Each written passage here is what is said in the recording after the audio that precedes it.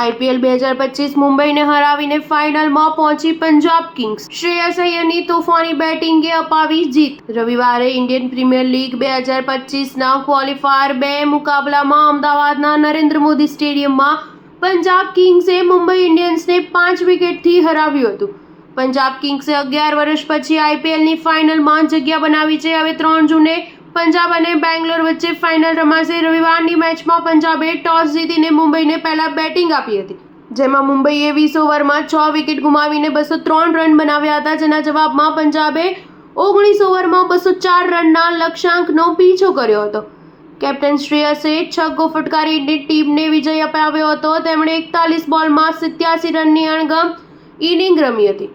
આ ઇનિંગમાં 5 ચોગ્ગા અને 8 છગ્ગાનો સમાવેશ થાય છે. છેલ્લી ઓવરમાં નમનદીર કેચ આઉટ થયો. તેણે 18 બોલમાં 37 રન બનાવ્યા. આ સાથે જ મુંબઈએ 20 ઓવરમાં 6 વિકેટ ગુમાવીને 203 રન બનાવ્યા હતા. વરસાદ અટક્યા બાદ મેચ ફરી શરૂ થઈ ત્યારે ભારે દબાણ બાદ સૂર્યકુમાર યાદવની વિકેટ લઈને પંજાબ કિંગે મેચમાં વાપસી કરી હતી.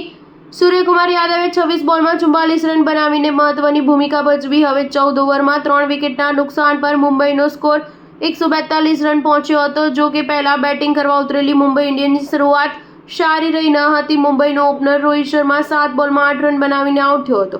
રોહિત શર્મા બાદ તિલક વર્મા અને બેરસ્ટોએ મુંબઈની ઇનિંગ સંભાળી છે. ન્યૂઝ 7 હંમેશા સચ્ચાઈની સાથે.